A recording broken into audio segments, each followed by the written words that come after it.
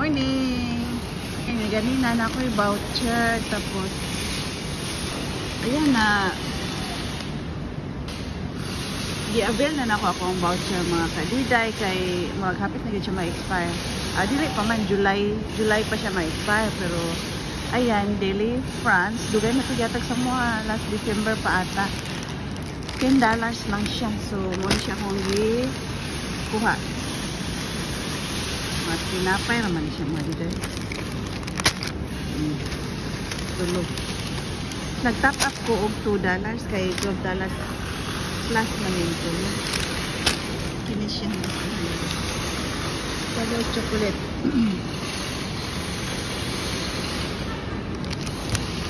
Ang gikuha mga kadiday, double chocolate na cupcake. Tapos apple something. Tapos tuna. Ayan. Mga unsa.